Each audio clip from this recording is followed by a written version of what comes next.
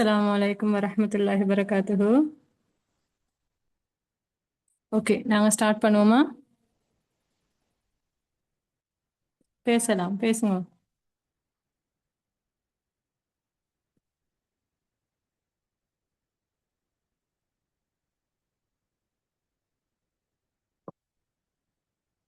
Okay, சரி.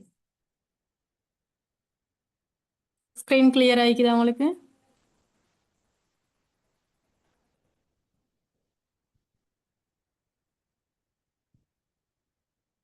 சரி.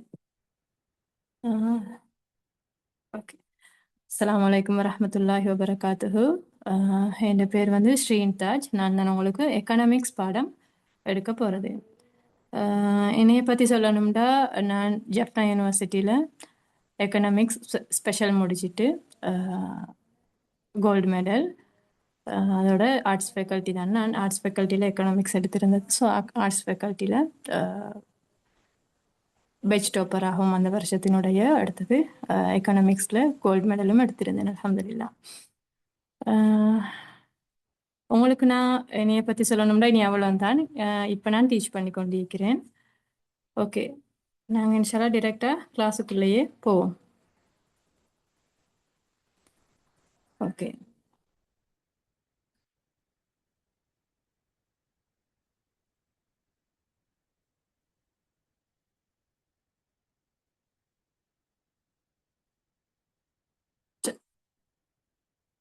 உங்களுக்கு தெரியும் இந்த சிலபஸ் வந்து 2 வருஷத்துக்குரிய லெவல் சிலபஸ். நான் ஸ்கூல்ஸ்ல எல்லாம் நீங்கள் படிச்சிருப்பீங்க, தெரிஞ்சிருக்கும். உங்களுக்கு 2 இயர்ஸுக்குரிய சிலபஸை தான் நாங்கள் இன்ஷா அல்லாஹ் 1 இயரில் முடிக்கிறதுக்குரிய டார்கெட்டோட இருக்கிறோம். அப்படித்தானே?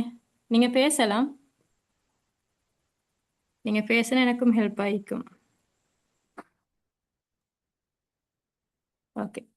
இப்போ 1 இயரில் நாங்கள் முடிக்கணுமாக இருந்தால் சில விஷயங்களை நாங்கள் தியாகம் செய்ய வேண்டியிருக்கும். சில விஷயங்களில் ஃபோக்கஸ் பண்ணி அதை மட்டும் படிக்க வேண்டிய ஒரு தேவைப்பாடு ஒன்று இருக்கிற. யா, இன்னும் 8 months தான் நிற்குது. ஓகே. ஸோ இந்த 8 monthக்குள்ள நீங்கள் இப்போ ஏற்கனவே எக்கனாமிக்ஸ் படிச்சிருக்கிறீங்களா, இல்லாட்டி இப்போ தான் ஸ்டார்ட் பண்ண போறீங்களா? எப்படின்னு கொஞ்சம் சொல்லுங்களே. இதில் இருக்கிறவங்க எப்படி ரிப்பீட்டர்ஸ் யாராவது இருக்கிறீங்களா?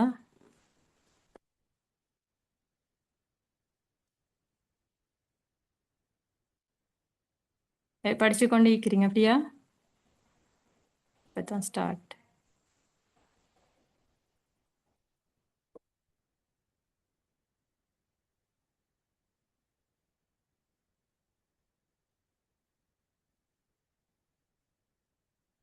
ஓகே. ஓகே, சரி. புதுசாக ஸ்டார்ட் பண்ணவங்களும் ஈக்கிறீங்க, படித்து கொண்டு ஈக்கிறீங்களும் ஈக்கிறீங்க. இன்ஷா அல்லாஹ் இது எல்லாருக்கும் எல்லாரையும் மையப்படுத்தினது ஒன்றாகத்தான் நீக்கும். இன்ஷா அல்லாஹ் நீங்கள் படிச்சிட்டோமே, இன்னும் நாங்கள் இப்போ தான் ஸ்டார்ட் பண்ண போகிறோமே அப்படின்ற ஒரு பயம் ஒன்று தேவையில்லை. சரி, நாங்கள் சிலபஸுக்குள்ளே போகும்போது, நாங்கள் இன்றைக்கி என்ன பார்க்க போகிறோன்றதுக்குள்ளே போகும்போது எனக்கு சொல்லுங்கள், எக்கனாமிக்ஸை பற்றி நீங்கள் என்ன நினைக்கிறீங்க? எக்கனாமிக்ஸ் பாடம்டா எப்படி நினைக்கிறீங்க?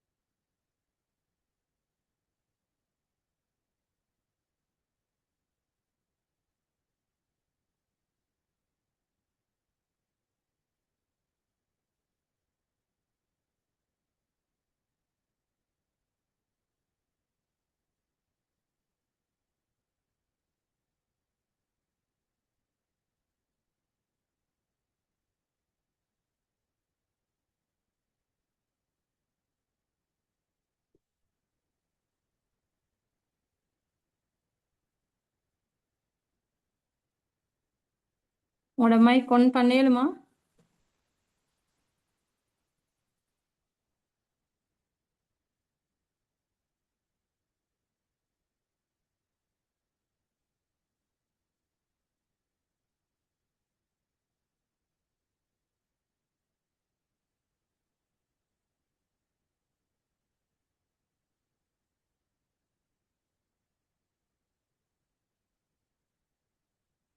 கொஞ்சம் வெயிட் பண்ணுங்க.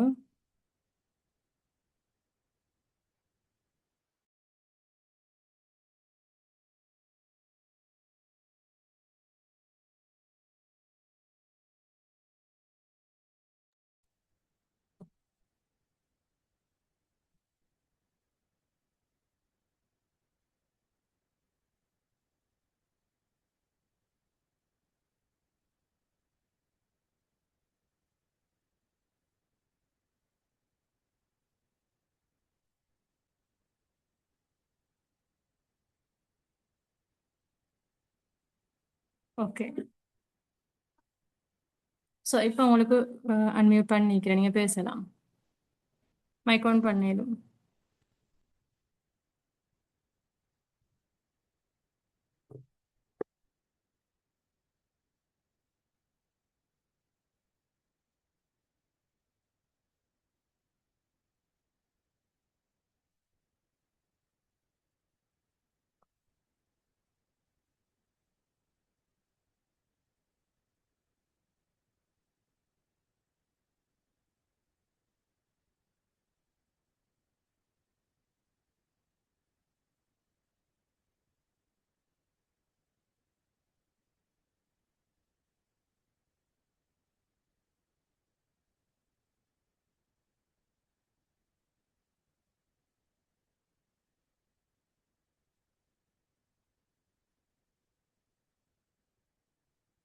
சரி,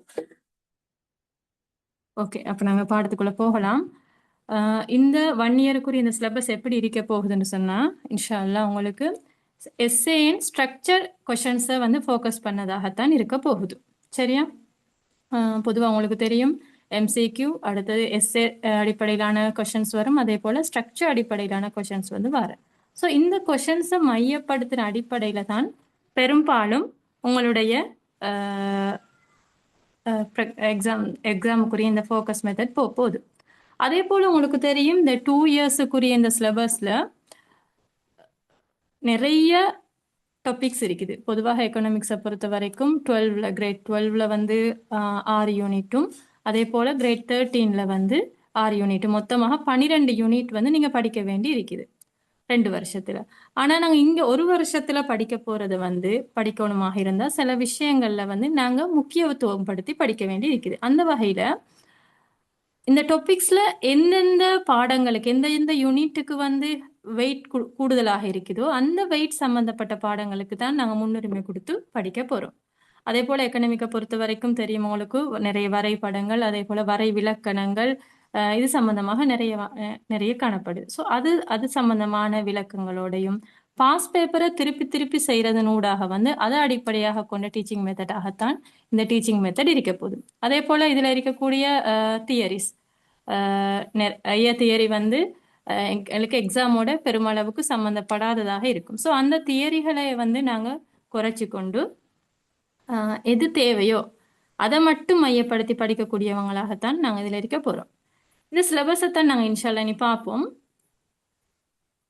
சிலபஸை பொறுத்த வரைக்கும் நான் உங்களுக்கு இதை மைக்ரோ எக்கனாமிக்ஸ், மெக்ரோ எக்கனாமிக்ஸ்ன்ற அடிப்படையில் பிரிச்சிருக்கேன். அதாவது எங்களுக்கு தெரியும் படித்து கொண்டு இருக்கிறவங்களுக்கு தெரியுமா இருக்கும், எக்கனாமிக்ஸை பொறுத்த வரைக்கும் 2 வகையாக நாங்கள் வகைப்படுத்தும். ஒன்று நுண்பாக பொருளியல் மைக்ரோ எக்கனாமிக்ஸ், அடுத்தது பருநிலை பொருளியல் மெக்ரோ எக்கனாமிக்ஸ் என்று நாங்கள் வகைப்படுத்தி கொண்டு போகிறோம். அந்த வகையில் கிரேட் 12 பொறுத்த வரைக்கும் அதனுடைய சிலபஸ் எல்லாமே மைக்ரோ எக்கனாமிக்ஸை அடிப்படையாக கொண்டு தான் உங்களுக்கு அமைய பெற்றிருக்குது. அதே போல் 13 பொறுத்த வரைக்கும் மெக்ரோ எக்கனாமிக்ஸ் அடிப்படையாக கொண்டு இருக்குது. ஸோ அந்த வகையில் இந்த மைக்ரோ எக்கனாமிக்ஸில் முதலாவது கட்டத்தில் நாங்கள் இந்த 1 இயருக்குரிய இந்த பிளானை வந்து 3 கட்டமாக நாங்கள் பிரிச்சிருக்கிறோம். அதில் முதலாவது கட்டமாக மைக்ரோ எக்கனாமிக்ஸ் நுண்பாக பொருளியலுக்குள்ள வரக்கூடிய தலைப்புகளை பற்றின அறிமுகமாகத்தான் இருக்க போகுது. அந்த வகையில் ஆரம்பமாக நீங்கள் படிக்கலாம் பொருளியலுக்கான அறிமுகம், இன்ட்ரடக்ஷன் டு எக்கனாமிக்ஸ். இந்த பொருளியலுக்கான அறிமுகத்தில் நிறைய விஷயம் இருக்குது. சிலபஸில் நீங்கள் பார்த்தீங்கன்னா நிறைய விஷயம் வந்து இருக்குது. ஆனாலும் எக்ஸாம் எடுத்து பார்க்குற நேரம் சில விஷயங்களை தான் திருப்பி சில தலைப்புகளை சில டாபிக்களில் தான் திருப்பி அதே கேள்விகள் வந்து கொண்டு இருக்கும். அதுக்காக அடுத்த டாபிக்ஸ் தேவையில்லைண்டில்ல, அடுத்த டாபிக்ஸ் பேசிக்காக இருக்கும். அது தெரிஞ்சிருந்தா கொஞ்சம் உங்களுக்கு ஈஸியாக இருக்கும் இதை விளங்கி கொள்றதுக்கு.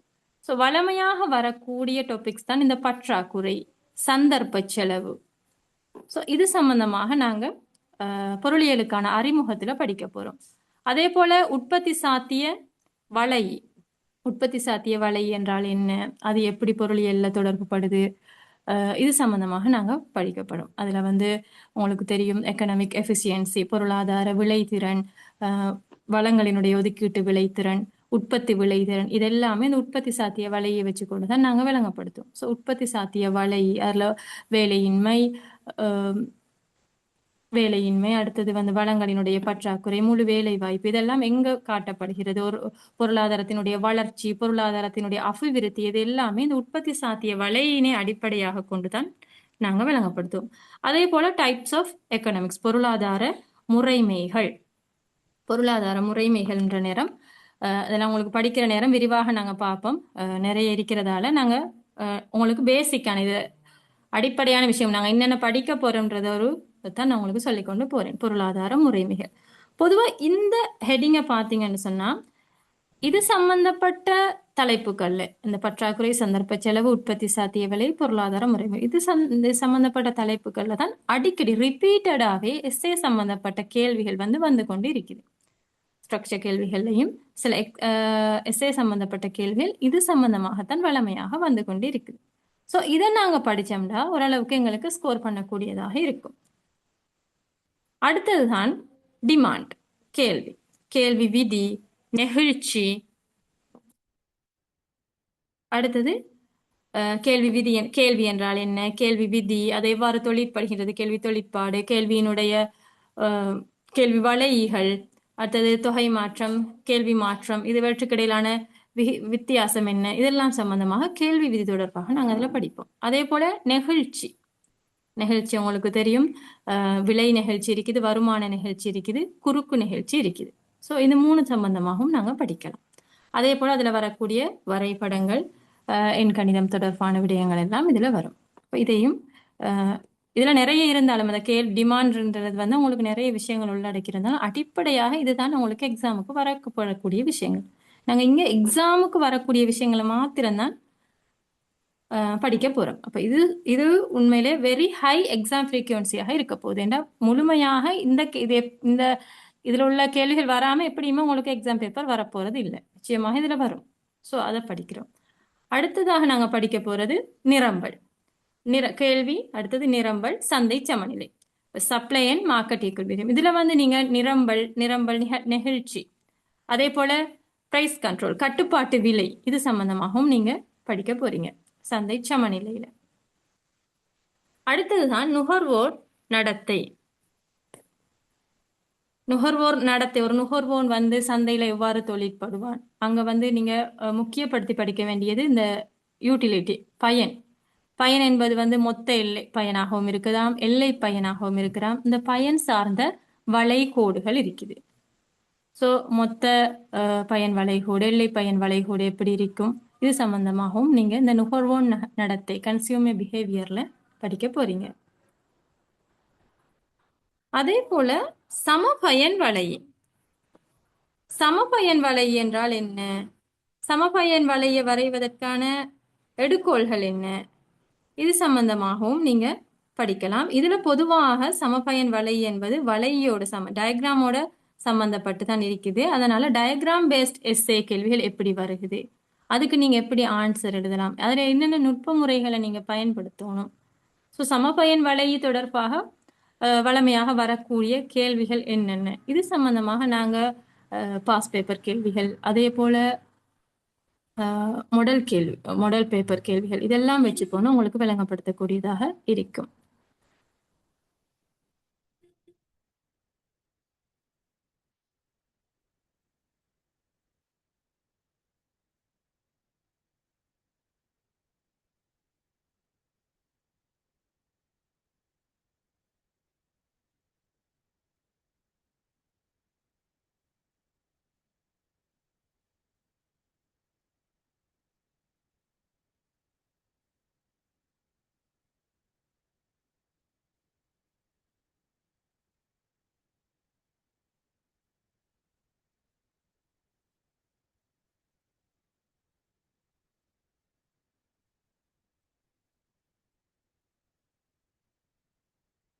உங்களோட மைக் ஆன் பண்ணலுமான்னு கொஞ்சம் செக் பண்றா. உங்களோட அன்மியூட் பண்ணி தான் நீக்குது. நீங்க மைக் ஆன் பண்ணீங்கன்னா ஈஸியா இருக்கும்.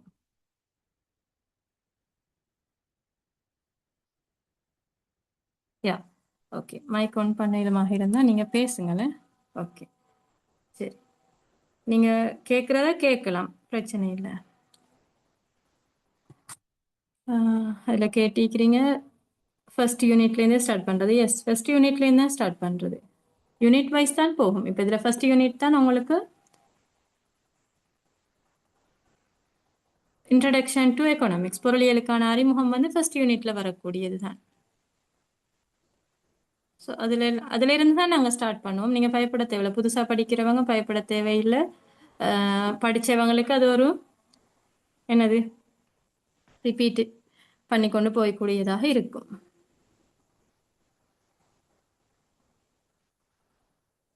சரி, மைக் ஒன் பண்ணலும்னா எனக்கு சொல்லுங்க, படிச்சிருக்கிறவங்க எப்படி எந்த லெவல்ல இருக்கிறீங்க?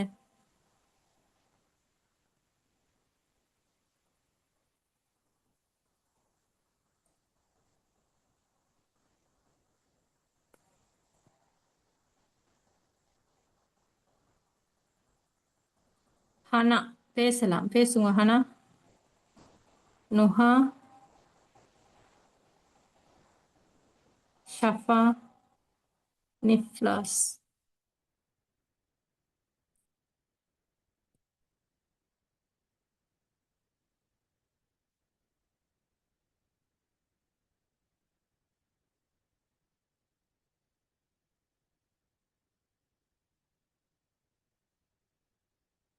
ஓகே. அடுத்தது உற்பத்தி கோட்பாடு. உற்பத்தி கோட்பாடுல தெரியும். அஹ், குறுங்கால உற்பத்தி கோட்பாடு, அதே போல நீண்ட கால உற்பத்தி கோட்பாடு.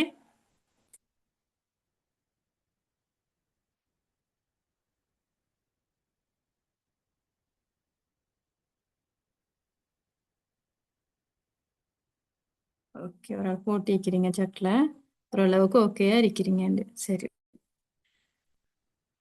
அடுத்ததுதான் நாங்க படிக்க போறது உற்பத்தி கோட்பாடு.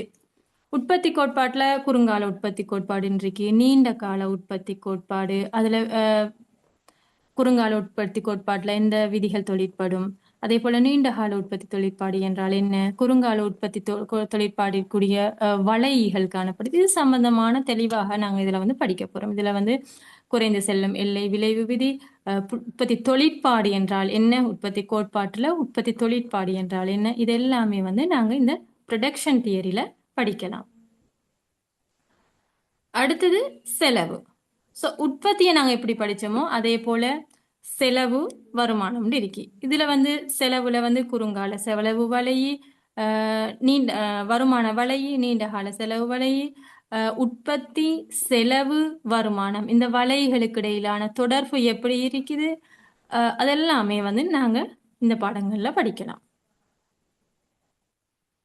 அடுத்தது சந்தை அமைப்பு. இப்போ நீங்கள் யூனிட் வைஸாக தான் நான் இது போகிறேன். யூனிட் வைஸாக போனாலும் சில விஷயங்களை வந்து நான் எப்படி யூனிட் வைஸாக இந்த யூனிட்னு போடாமல் நான் உங்களுக்கு வந்து இதை ஒரு 1 இயருக்குரிய பிளான்ன்றதால வந்து நான் இதை சுருக்கமாக சில விஷயங்களை மட்டும் மேலோட்டமாக எடுத்து வைக்கிறேன். விளங்குதா? முக்கியமாக எது தேவையோ, எக்ஸாமுக்கு எது தேவையோ அந்த அடிப்படையில் தான் உங்களுக்கு இந்த போகும். இது நீங்கள் யூனிட் வைஸாக பார்த்தாலும் சரி, நீங்கள் இந்த மெத்தடில் போனாலும் சரி.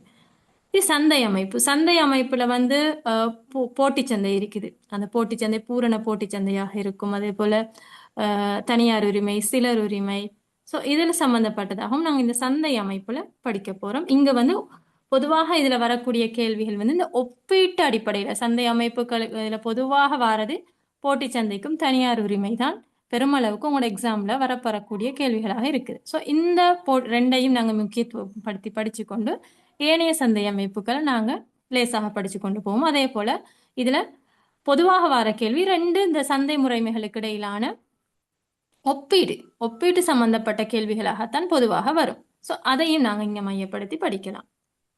அடுத்தது இதுவளவு நேரம் நாங்க படிச்சது சந்தை அமைப்பு வரைக்கும் கிரேட் 12ல வரக்கூடிய உங்களோட சிலபஸுக்குரிய நோட்ஸ். சரியா? இப்ப நீங்க பெருசா கஷ்டப்பட்டு கொண்டு இவ்வளோ இருக்குதே படிச்சு முடிக்கலுமா 8 மந்த்ஸ் தான் நிக்குது அப்படின்னு எல்லாம் யோசிக்க தேவையில்லை. சரியா? நாங்க இன்ஷா அல்லாஹ் அல்லாஹ்ட உதவியோட இயலுமான அளவுக்கு உங்களுக்கு நாங்க எங்கட எஃபெக்ட போட்டு உங்களுக்கு நாங்க அதுக்குரிய நோட்ஸை தான் நாங்க இப்படி ப்ரிப்பேர் பண்ணி எடுத்துக்கிறோம். ஸோ அதை வச்சுக்கொண்டு உங்களுக்கு இன்ஷா அல்லாஹ் என்ன செய்யலாம், படிக்கலாம். ஆனா அது மட்டும் போதுமா?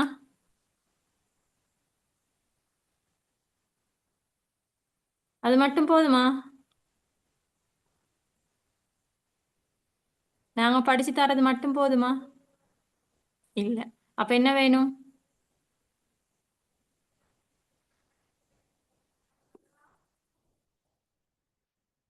நீங்களும் படிக்கணும். எஸ். ஹார்ட் ஒர்க்கும் பண்ணணும். அதோட சேர்த்த மாதிரி நீங்க ஸ்மார்ட் ஒர்க். நிச்சயமாக இந்த சிலபஸ் உங்களுக்கு ஸ்மார்ட் ஒர்க்குரிய ஒரு வழியாகத்தான் இருக்கும். ஒரு நல்ல ஒரு பாதையாக இருக்கும். நீங்க ஃபுல்லா படிச்சு மெமரைஸ் பண்ணி கஷ்டப்பட்டு கொண்டு எது எதுக்குள்ள வரும், எதை என்ன செய்யணும் அப்படின்னு எல்லாம் யோசிக்க தேவையில்லை. இது ஒரு தெளிவான உங்களுக்கு காட்டித்தரும் எப்படி படிச்சோனும். நீங்க எதை மெயின் பண்ணி படிச்சோம். நீங்க உங்களுக்கு கட்டுரை கேள்வியை பொறுத்த வரைக்கும் வழமையாக வரக்கூடிய கட்டுரை கேள்விகள், எக்ஸாம் பேப்பர்ல வழமையாக வரக்கூடிய கட்டுரையா ஸ்ட்ரக்சர் கேள்விகளுக்குள்ள வரக்கூடியவை கிட்டத்தட்ட ஒரு 20-25 ஹெடிங்குக்குள்ள எங்களுக்கு வகைப்படுத்தலாம். ஸோ அந்த ஹெடிங்ஸ் ஃபுல்லாவே நான் உங்களுக்கு தந்துடுவேன். ஸோ நான் அதை தார நேரம் உங்களுக்கு அது சம்பந்தப்பட்ட எவ்வாறான கட்டுரை கேள்விகள் வந்திருக்குதுன்னு ஃபுல்லா நாங்க எடுத்து படிக்கிற நேரம் அந்த கட்டுரை கேள்வியோட பிரச்சனை வந்து இருக்காது. எப்படியுமே அதுக்குள்ளதான் வரப்போகுது. விளங்குதா? நீங்க எந்த இதுல சுத்தினாலும் அதுக்குள்ளதான் வரப்போகுது. அதுக்கு மேல போக போறது இல்ல. கிட்டத்தட்ட ஒரு 20-25 ஹெடிங்குக்குள்ளதான் அந்த கட்டுரை கேள்விகள் தொடர்ந்து வந்து கொண்டே இருக்குது. அப்ப அது உங்களுக்கு படிக்கிறதுக்கு ஈஸியாக இருக்கும். சரியா? அதே போல எக்கனாமிக்ஸ் பாடத்தை பொறுத்த வரைக்கும் அது ஒரு கஷ்டமான பாடமா லேசான பாடமா எப்படி நினைக்கிறீங்க நீங்க?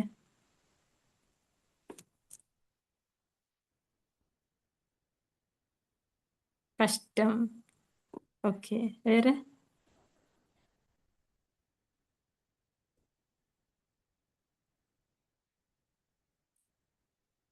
ஒரு ஆள் சொல்லிக்கிற கஷ்டமான பாடம். வேற? கஷ்டம்.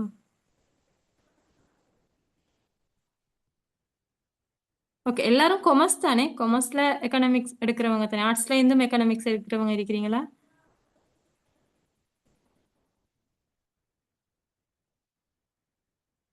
படிச்சா கஷ்டம் இல்ல. கொமர்ஸ். ஓகே. சரி. உண்மையில நீங்க யோசிச்சு பாருங்க.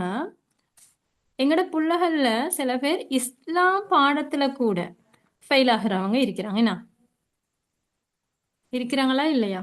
இஸ்லாம் இஸ்லாம் பாடம் நான் லேசு அதுல ஃபெயில் ஆகுறாங்கன்றதை விட இஸ்லாம் பாடம்ன்றது வந்து என்ன, அது எங்களோட வாழ்க்கை.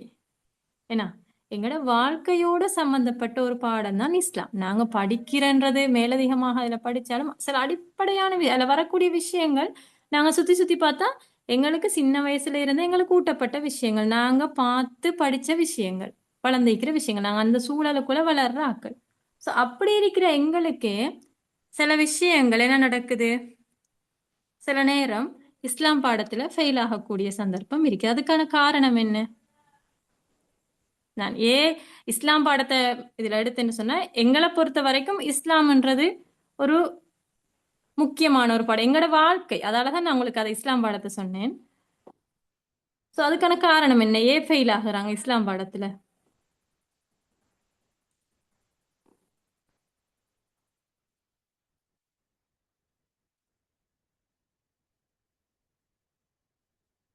பேசுங்க. பயப்பட வேணாம், பேசுங்க. பேசுனீங்கன்னா எனக்கும் கொஞ்சம் கம்ஃபர்டபுள் ஆயிக்கும்.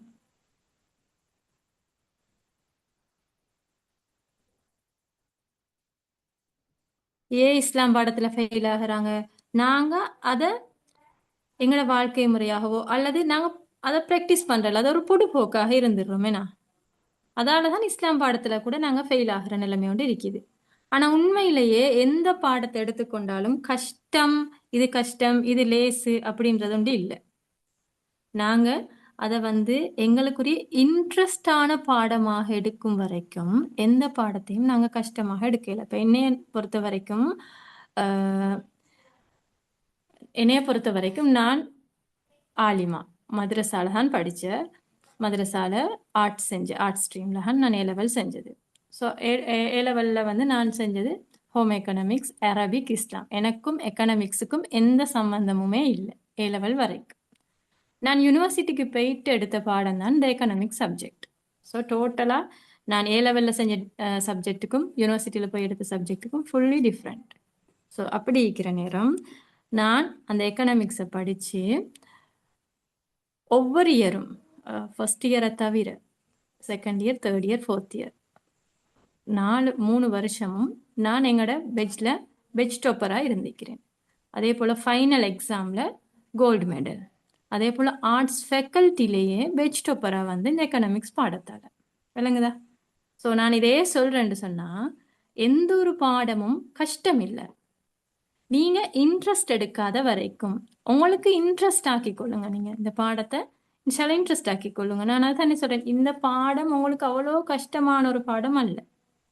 சில டேர்ம்ஸ் வேர்டு இருக்குதானே, சில கொஞ்சம் எங்களுக்கு கொஞ்சம் இது தூரமானது, அவ்வளோதான். எங்கட சூழல் எங்கட சமூகத்திலிருந்து கொஞ்சம் தூரமானதுன்றதால எங்களுக்கு கொஞ்சம் கஷ்டமாயிருக்கு. அந்த டேர்ம்ஸ் கொஞ்சம் எங்களுக்கு கஷ்டமாயிக்கிறதே தவிர மற்றபடி இது பெரிய ஒரு விஷயம் அல்ல. நீங்க சும்மா அந்த வெளியில பாக்குற நேரம் தான் ஒரு பெரிய என்னமோ நுண்பாக பொருளியல், மைக்ரோ எக்கனாமிக்ஸ் அப்படின்னு ஏதோ எங்களுக்கு பெருசா என்னமோ விளங்குது. கேள்வி, டிமாண்ட் அப்படின்னு எங்களுக்கு விளங்குது.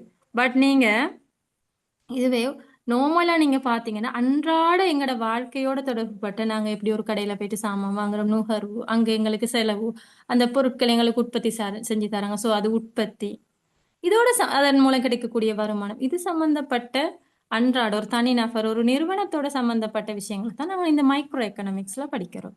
மைக்ரோ எக்கனாமிக்ஸ்ல நாங்க படிக்க போறது ஒரு நாடு தன்னுடைய பட்ஜெட், ஒரு குடும்பத்துல ஒரு தாயோ தந்தையோ அவங்களோட வீட்டை எப்படி நிர்வகிச்சு கொண்டு போறாங்களோ, அதுக்குரிய பட்ஜெட் எப்படி போட்டு கொண்டு போறாங்களோ, அதே போல ஒரு நாட்டு தேசிய அளவுல எப்படி அதனுடைய எக்கனாமிக்ஸை கொண்டு போகுது. இதைத்தான் மைக்ரோ எக்கனாமிக்ஸ் 13க்குரிய சிலபஸ்ல நாங்க படிக்க போறோம். சரியா? இப்போ ஓரளவுக்கு எக்கனாமிக்ஸ் பத்தி புரிஞ்சிருக்குதா? எப்படி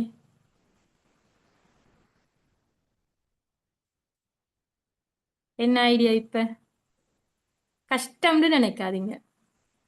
ஓகே, கஷ்டம்னு நினைக்காதீங்க.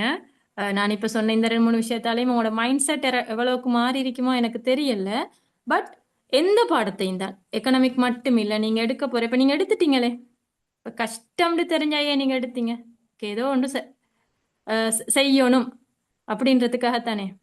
ஸோ நீங்க இப்ப எடுத்துட்டீங்க, முடிவெடுத்த பிறகு அதுல நீங்க என்ன செய்யக்கூடாது, தளரக்கூடாது. இது கஷ்டம் இல்லை, நான் செய்வேன் என்ற கான்ஃபிடென்ஸோட உங்களுக்கு இன்ஷால்லா நாங்கள் படிக்க ஆரம்பிப்போம். 8 மாசம் தான் இருக்குன்னு சொல்லிங்க, படிச்சு முடிச்சிருவோம் இன்ஷால்லா. அல்லாஹ்ட துஆ கேட்டுக்கொள்ளுங்க. 7 அளவுக்கு நானும் உங்களுக்குரிய வழிகாட்டலை தருவேன். அதே போல நீங்களும் நிறைய இப்போ 8 months தானேக்கு நிறைய ஒர்க் பண்ணணும்.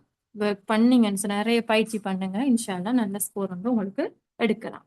சரி, இப்போ நாங்கள் மைக்ரோ எக்கனாமிக்ஸில் கிரேட் 13க்கு இன்ஷால்லா 13க்குரிய கைடில் நாங்கள் வந்து என்ன படிக்கலாம்னு பார்ப்போம். இப்போ 13க்குரிய கைடு வந்து ஃபர்ஸ்ட்டுக்கு தேசிய வருமானம், நேஷனல் இன்கம் பற்றி தான் படிக்க போகிறோம். அதில் ஜிடிபி, மொத்த உள்நாட்டு உற்பத்தி, அதே போல் ஜிஎன்பி, மொத்த தேசிய உற்பத்தி, ஒரு நாட்டினுடைய உள்நாட்டில் உற்பத்தி செய்யப்படக்கூடிய உற்பத்தியை தான் நாங்கள் சொல்லுவோம் மொத்த உள்நாட்டு உற்பத்தி. அதே போல மொத்த தேசிய உற்பத்தி என்பது வெளிநாடுகள்ல இருந்து ஏற்றுமதி இறக்குமதி செய்யறமே. ஸோ அந்த உற்பத்தியோட சேர்த்து உள்நாட்டு உற்பத்தியும் சேர்த்து வரதான் நாங்கள் ஜிஎன்பின்னு சொல்லுவோம். ஸோ இதை எப்படி கணக்கிடுறாங்க, இதனுடைய மெத்தட்ஸ் என்ன, ஜிடிபியை எப்படி கணக்கிடுறது, ஜிஎன்பியை எப்படி கணக்கிடுறது, இது சம்பந்தமாக எல்லாம் நாங்கள் இந்த பாடத்துல படிப்போம்.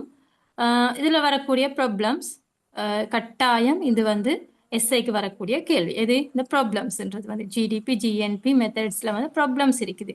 அதை கணக்கீடு செய்யற நேரம் சில ஏற்படக்கூடிய பிரச்சனைகள் இருக்குது. ஸோ அந்த பிரச்சனை பற்றி வளமையாக எஸ்ஐ கேள்வியில வரக்கூடிய ஒரு கேள்வி இது. இப்போ இதை நாங்கள் கட்டாயம் படிக்க வேண்டி இருக்குது. சரியா? அது தேசிய வருமானம். அடுத்தது நுகர்வும் பெருக்கியும். அதுல நுகர்வு தொழிற்பாடு எப்படி இருக்கும், அதுல பெருக்கி எப்படி வர்றது, பெருக்கியினுடைய அளவுகள் எப்படி அளவுறது, இதுவும் பெருக்கி சம்பந்தப்பட்ட கேள்வியும் எக்ஸாமுக்கு வார கேள்வி. இப்போ நுகர்வு தொழிற்பாடு, அதில் பெருக்கி, அதில் சேமிப்பு, இதெல்லாமே வரும்.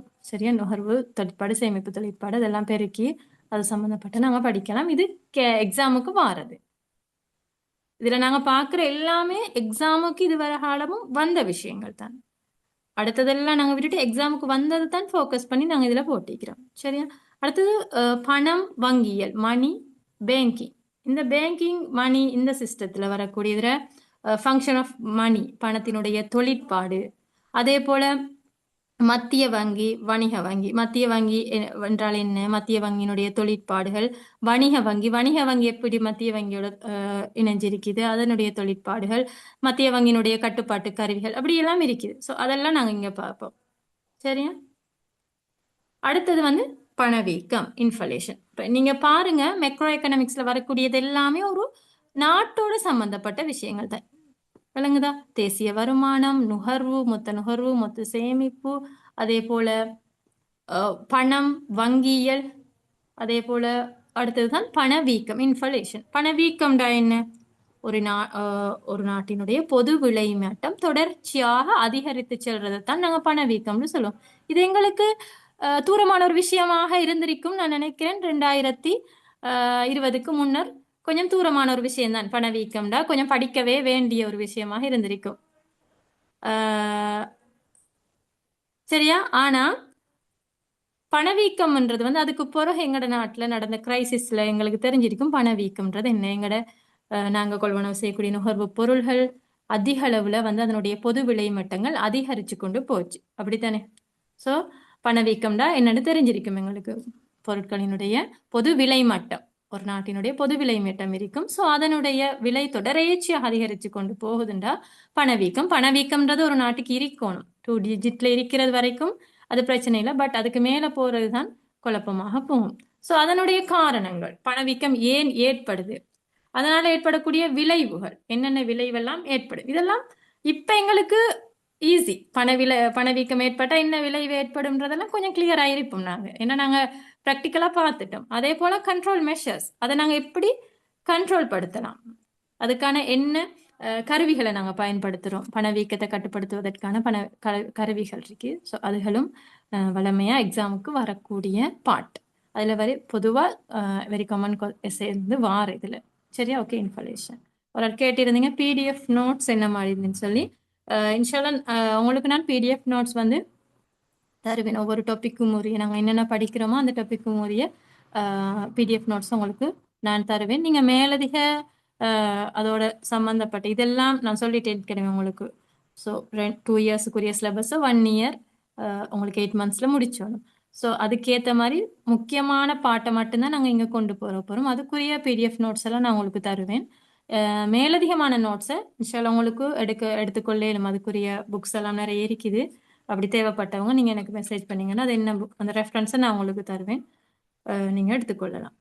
அடுத்தது வேலையின்மை. இப்போ வேலையின்மை என்பதும் என்ன, இதுவும் ஒரு பருநிலை சார்ந்தது. அதாவது மெக்ரோ, ஒரு நாடு சம்பந்தப்பட்டது வேலையின்மை, அன்எம்ப்ளாய்மெண்ட். அதுக்கான அன்எம்ப்ளாய்மெண்ட்ல டைப்ஸ் என்னென்ன வகை இருக்கு, அதற்கான காரணங்கள், அதுக்கு என்ன தீர்வு கொடுக்கலாம். சரியா? இது சம்பந்தமாகவும் நாங்க படிப்போம். அடுத்தது இறை கொள்கையும். ஓகே, நான் குரூப்ல போட்டு விடுறேன். ஓகே, சரி. அடுத்தது நாங்க படிக்கிறது வந்து இறை கொள்கையும் பணக்கொள்கையும், பிஸ்கால் பாலிசி, மானிட்டரி பாலிசி. இறை கொள்கைன்றது என்ன, ஒரு நாட்டுக்கு வந்து பொருளாதாரத்தை மையப்படுத்தின கொள்கைகளாகத்தான் இந்த இறை கொள்கையும் பணக்கொள்கையும் காணப்படுது. இறை கொள்கையை வந்து யாரு உருவாக்குவாங்க, ஒரு நாட்டினுடைய நிதி அமைச்சால கொண்டு வரப்படுறதுதான் இந்த இறை கொள்கையாக இருக்கும். பணக்கொள்கை என்பது மத்திய வங்கியால கொண்டு வரப்படக்கூடியதாக இருக்கும். ஸோ இறை கொள்கை, பணக்கொள்கை, இதனுடைய நோக்கம், அது இறை கொள்கை கருவிகள், பணக்கொள்கை கருவிகள் இருக்குது. ஸோ இது ரெண்டுக்கும் கம்பேரிசன், இது வந்து எப்படி ஒப்பீடு செய்யலாம். இறை கொள்கை என்ன, அதனுடைய அதுக்கும் பணக்கொள்கைக்கும் என்ன டிஃப்ரென்ஸ் இருக்குது, பணவீக்கம் ஏற்படுற நேரம் இறை கொள்கை எப்படி பணவீக்கத்தை கட்டுப்படுத்தும், பணக்கொள்கை எப்படி பணவீக்கத்தை கட்டுப்படுத்தும், இது சம்பந்தமாக எல்லாம் இந்த பாடத்துல நாங்க படிக்கலாம். அடுத்தது பொருளாதார அபிவிருத்தி, எக்கனாமிக் டெவலப்மெண்ட். இங்க படிக்க போறது நாங்க growth with டெவலப்மெண்ட், வளர்ச்சிக்கும் அபிவிருத்திக்கும் இடையிலான ரெண்டும் அப்படி ரெண்டும் வித்தியாசம். அது ரெண்டும்டா என்ன, வளர்ச்சிண்டா என்ன, அபிவிருத்தி என்றா என்ன. வளர்ச்சி என்பது என்னன்னு சொன்னா ஒரு நாட்டினுடைய மொத்த உள்நாட்டு உற்பத்தியில நீண்ட காலத்தில் ஏற்படக்கூடிய ஒரு வளர்ச்சியைத்தான் நாங்க பொருளாதார வளர்ச்சின்னு சொல்லுவோம். பொருளாதார அபிவிருத்தி என்பது என்ன, ஒரு மொத்த உள்நாட்டு உற்பத்தியில பொருளாதார வளர்ச்சியுடன் கூடிய, சரியா, அங்க பொருளாதார வளர்ச்சியும் இருக்கும், அதோட சமூகம் சார்ந்த அபிவிருத்தி இருக்கும். வேலையின்மை குறையும், வருமான சமமின்மை குறையும், இதெல்லாம் ஏற்படுதுமாக இருந்தால் அங்கு அபிவிருத்தி இருக்கும். ஸோ வளர்ச்சியும் அபிவிருத்தியும். ஒரு நாடு வந்து எதை முதல்ல அடைஞ்சு கொள்ளும், பொருளாதார வளர்ச்சியை தான் அடையணும், அதுக்கு பிறகு தான் அபிவிருத்தி நோக்கி போகணும். இந்த சமூக நலன் சார்ந்த விஷயங்கள் இதெல்லாம் வந்து அபிவிருத்திக்குள்ள வரும். சரியா, சில அபிவிருத்தி அடைந்து வர நாடுகள் கூட நாங்க கூட இன்றைக்கு நாங்க வளர்ச்சி அடையாவிட்டாலும் அபிவிருத்தி சார்ந்த விஷயங்கள்ல ஈடுபட்டு கொண்டிருக்கிறோம். அப்ப அதை பத்தி படிக்கிறது, வளர்ச்சிக்கும் அபிவிருத்திக்கும் இடையிலான டிஃப்ரென்ஸ் தான் என்ன. அதே போல பொருளாதார அபிவிருத்தி சுட்டிகள், இண்டிகேட்டர்ஸை வந்து படிப்போம். அதே அடுத்தது வந்து வறுமை. பொருளாதார அபிவிருத்தியில நாங்க படிக்க போறது தான் வறுமை. வறுமைண்டா என்ன, பவர்ட்டிண்டா என்ன, வறுமை லைன்ண்டா என்ன, அதுல வந்து வரும் உயர்ந்த வறுமை என்றது இருக்கி, இதெல்லாமே நாங்க இந்த பொருளாதார அபிவிருத்தி என்ற பாடத்துல படிக்கிறோம்.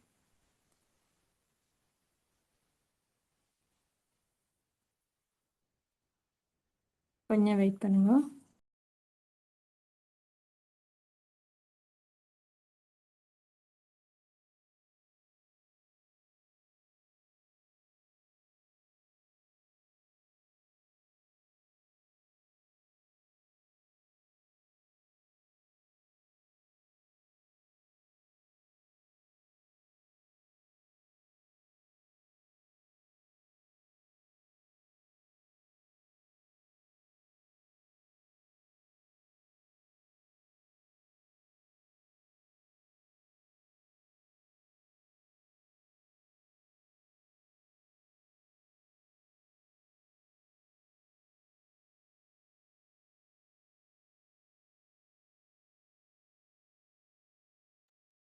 சரி, வறுமையை பத்தி நாங்க இதுல படிப்போம்.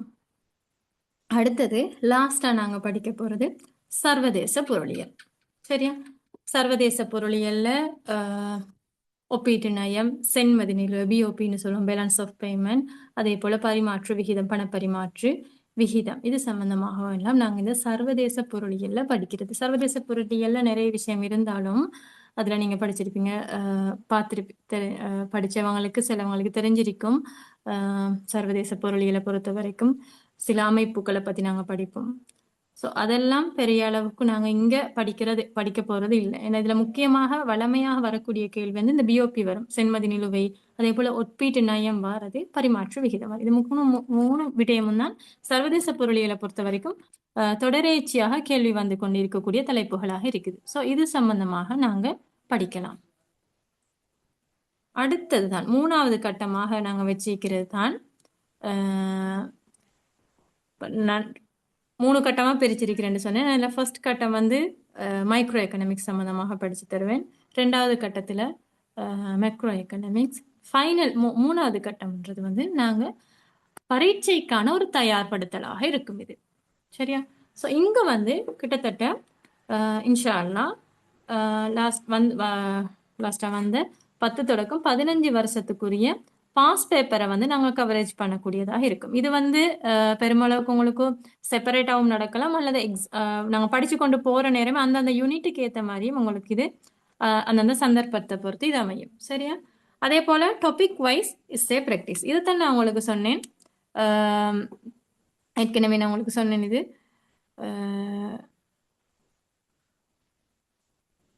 ஒரு 20-25 ஹெடிங்குக்குள்ளே தான் உங்களுக்கு வந்து இந்த எஸ்ஏ வந்து வரப்போகுது.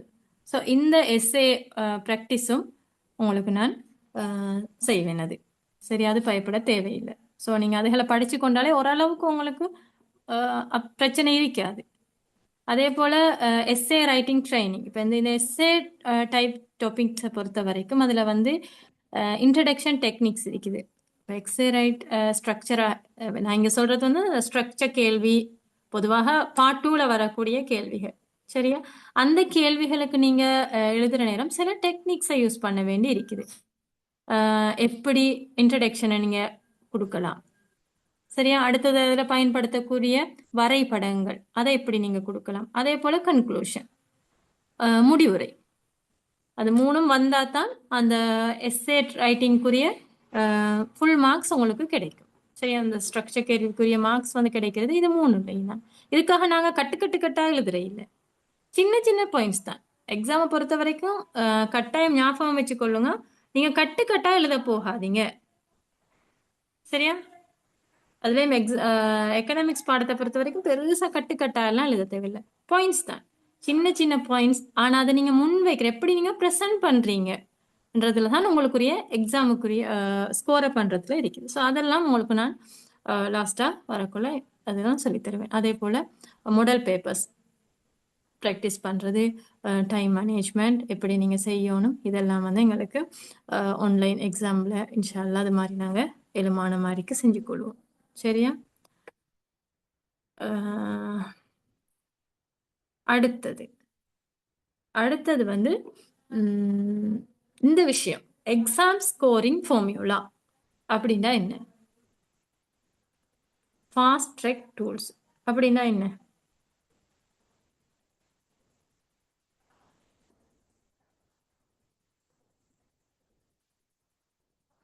விளங்குதா ஏதாவது? நாங்க எவ்வளவுதான் படிச்சாலும்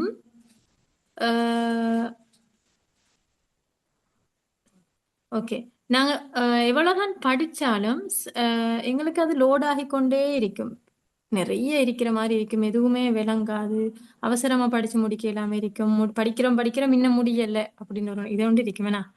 ஸோ அதுக்காக நாங்க ஃபாஸ்ட் ட்ராக் டூல்ஸ்ன்னு சொல்லுவோம். அதாவது அவசரமா படிக்கிறதுக்கு நாங்க எதெல்லாம் பயன்படுத்தலாம், எப்படி செஞ்சா எங்களுக்கு அவசரமாக இந்த சிலபஸை முடிச்சு, இப்போ அந்த ஒரு ஐடியால நீங்க இதுக்குள்ள ஜாயின் ஆகி இருக்கிறீங்க, அவசரமா நாங்க எக்ஸாம் செய்யணும். ஸோ அதை எப்படி செய்யலாம், எப்படி படிக்கலாம், எதை படிச்சோணும், இது சம்பந்தமாக எல்லாம் உங்களுக்கு வரக்கூடிய கிளாஸ்ல நான் சொல்லி தருவேன்.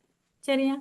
எதை படிக்கணும், எப்படி படிக்கணும், எந்த அமைப்புல படிக்கணும், எப்படி எக்ஸாமுக்குரிய மெத்தட், எக்ஸாம் எப்படி எழுதுறது, இதெல்லாமே உங்களுக்கு இதுல நான் சொல்லி தருவேன். அதே போல எக்ஸாம் ஸ்கோரிங் ஃபார்முலா, நீங்க எவ்வளவுதான் நல்லா படிச்சுட்டு போனாலும் சிலவங்களுக்கு எக்ஸாமுக்கு போனா எக்ஸாம் ஃபோபியா வந்துருவேனா, எக்ஸாம் அந்த டைமுக்கு ஒரு பயம், பதட்டம், எழுதையெல்லாம் வேர்க்கிற அப்படியான ஒரு பிரச்சனை, அல்லது எல்லாம் மறந்து போற அப்படியான ஒரு பிரச்சனையும் இருக்கும். என்னதான் படிச்சாலும் கேள்வி எதை கேட்கிறாங்கன்னு விளங்காது. ஸோ இதுல இருக்கக்கூடிய பிரச்சனைகள் என்ன, எக்ஸாம்ல எப்படி நாங்க ஸ்கோர் பண்றது, எப்படி எழுதுனா எங்களுக்கு மார்க்ஸ் கிடைக்கும், அந்த சில டெக்னிக்ஸ் இருக்கு, அதுக்கான சில சூத்திரங்கள் இருக்கு. அதெல்லாமே வந்து நாங்க இன்ஷா அல்லாஹ் இந்த உங்களுக்கு இந்த 1 இயர் இந்த பீரியடுக்குள்ள இன்ஷா அல்லாஹ் நான் உங்களுக்கு சொல்லி தருவேன் இன்ஷா அல்லாஹ். சரியா? அவ்வளோதான், இவ்வளவு தான் உங்களோட 1 இயருக்குரிய சிலபஸ். சரியா? நீங்க 2 இயர்ஸ் பெரிய புக் கைடு எல்லாம் வச்சு கொண்டு வந்த பார்த்ததைத்தான் நாங்க இந்த 1 இயருக்குள்ள சுருக்கமாக என்னென்ன எக்ஸாமுக்கு வருமோ அதை மட்டும் அடிப்படையாக வச்சுக்கொண்டு நாங்க உங்களுக்கு இந்த சிலபஸை போட்டிக்கிறேன். இன்ஷால்லா உங்களுக்கு இதை படிச்சீங்கன்னா ஓரளவுக்கு என்ன, நீங்க இதோட சேர்த்து படிக்கிற நேரம் நல்லா ஹார்ட் ஒர்க் பண்ணி படிச்சீங்கன்னா நல்லா ஸ்கோர் பண்ணக்கூடிய ஒரு சான்ஸ் வந்து உங்களுக்கு இருக்குது. சரி, எனக்கு இப்ப சொல்லுங்க, நீங்க எப்படி சொன்னது விளங்கிச்சா, விளங்கலையா?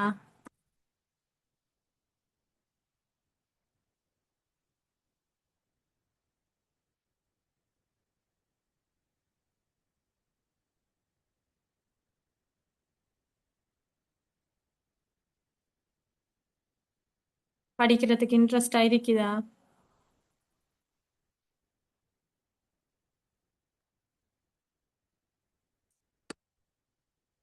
ஓகே, எல்லாரும் போட்டுக்கிறீங்க இப்ப.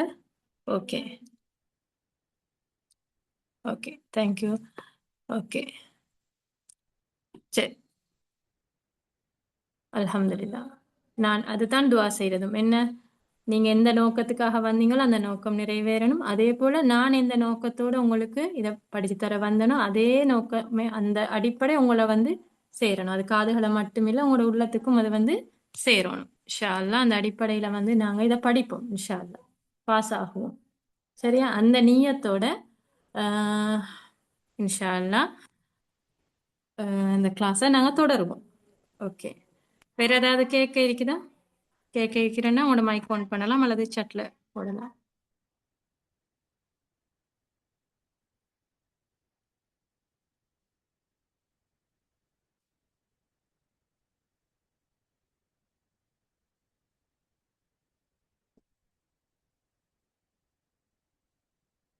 டைம் டேபிள் எல்லாம் உங்களுக்கு உங்களோட அட்மின் போடுவாங்க, குரூப்ல தருவாங்க அதெல்லாம் இன்ஷா அல்லாஹ். இப்ப படிச்சு தந்தத்துல ஏதாவது பிரச்சனைகள் ஏதாவது கேட்கணும்னா கேட்கலாம். நீங்க படிச்சு தந்ததுன்னா இந்த சிலபஸ்ல ஏதாவது டவுட் இருக்குதா? ஓகே. ஓகே. சரி, அப்ப நாங்க கிளாஸை முடிச்சு கொள்வோம். உங்களோட டைம் டேபிள் எல்லாம் உங்களோட அட்மின். யா ஃபர்ஸ்ட் இல்ல டுடே ஃபர்ஸ்ட் யூனிட் இல்ல. ஓகே, இன்றைக்கு ஃபர்ஸ்ட் யூனிட்ல இன்றைக்கு நாங்கள் இந்த சிலபஸை தான் ஒரு இன்ட்ரடக்ஷன் தரேன். இன்ஷால்லா உங்களுக்கு எட்மின் சொல்லுவாங்க லைக்கும் டைம் டேபிள். அடுத்த கிளாஸ் உங்களுக்கு அஹ், உங்களுக்கு நாங்கள் first unit introduction to economics. அதில் நான் சொன்ன விஷயங்கள் எக்ஸாமுக்கு வரக்கூடிய அந்த விஷயங்கள் நாங்கள் ஸ்டார்ட் பண்ணுவோம். சரியா? அடுத்தது மேலதிக நோட்ஸ் வந்து இன்ஷால்லா உங்களுக்கு எடுத்துக்கொள்ளும். நான் அதை உங்களுக்கு குரூப்பில் போட்டு விட்றேன். அந்த புக்ஸ்களை நீங்கள் வாங்கி கொண்டீங்கன்னா மேலதிகமாக அதை நோட்ஸாக வச்சுக்கொண்டு இந்த விஷயங்கள் இப்போ நான் படித்து தரக்கூடிய விஷயங்களுக்கு நீங்கள் முக்கியத்துவம் கொடுத்து படிங்க. அடுத்த விஷயங்களை மேலதிகமாக வாசித்து கொண்டு ஸ்டோர் பண்ணி வச்சுக்கொள்ளுங்க. ஓகே. இதெல்லாம் இதுதான் பெருமளவுக்கு 80% இதுதான் பெருமளவுக்கு உங்களுக்கு எக்ஸாம்ல வரப்பெறக்கூடிய விஷயங்கள். இதுதான் கேள்வின்னு சொல்லல, பட் இந்த கேட்டகரிக்குள்ள தான் உங்களுக்கு எப்படியுமே வரும் எக்ஸாமுக்கு. அதுக்கு பயப்பட தேவையில்லை. நீங்க இது வரைக்கும் அப்படித்தான் வந்திருக்குது. சரியா? ஸோ ஃபர்ஸ்ட் யூனிட் வந்து இன்ஷால்லா அடுத்த கிளாஸ்ல நாங்க ஸ்டார்ட் பண்ணுவோம். அப்போ நாங்க கிளாஸை முடிச்சுக்கொள்வோம். என்ன? ஓகே.